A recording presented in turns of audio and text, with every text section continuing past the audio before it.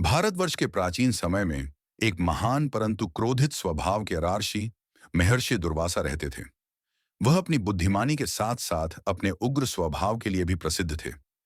एक दिन जंगल में घूमते समय दुर्वासा का सामना एक सुंदर अप्सरा मेनका से हुआ, जो अपनी मोहक सुंदरता के लिए जानी जाती थी।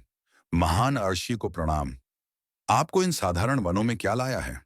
मेनका ने सम्मानपूर्वक पूछा। मैं केवल प्रकृति में शांति और सुकून की तलाश में हूं, लेकिन तुम्हारी उपस्थिति, हालांकि मनोहर है, मेरे ध्यान को भंग करती है, दुर्वासा ने कड़क स्वर में कहा।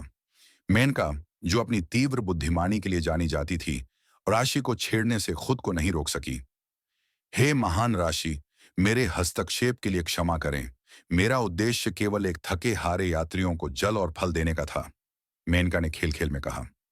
दुर्वासा, जो इसे उपहास समझ रहे थे, क्रोधित हो उठे। उनकी आंखें लाल हो गईं और उनका शरीर क्रोध से कांपने लगा।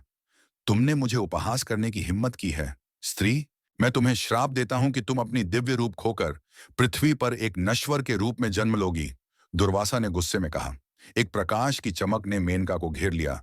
जैसे ही श्राप प्रभावी हुआ, वह निराशा में चिल्लाई, हे दयालु ऋषि, कृपया मेरी मूर्खता को माफ कर दें। मेरा आपको अपमानित करने का इरादा नहीं था, मेनका ने विनती की। हालांकि दुर्वासा अपनी क्रोध के लिए जाने जाते थे, वह एक न्यायप्रिय अर्षि भी थे। उन्होंने अपने श्राप की गंभीरता को समझा और आशा की एक किरण दी।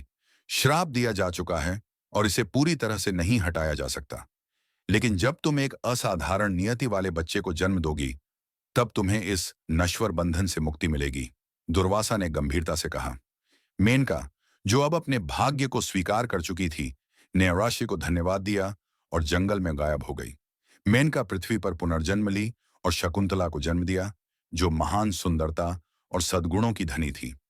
शकुंतला की नियति राजा दुष्यंत से मिलने की थी और एक पुत्र भरत को जन्म देने की, जो एक महान सम्राट बनेगा। इस प्रकार दुर्वासा का श्राप, जो कि क्रोधित होकर दिया गया था, महानता की एक वंशावली का मार्ग प्रशस्त कर गया। यह याद दिलाता है कि क्रोध में भी बुद्धिमानी और समझदारी का महत्व होता है।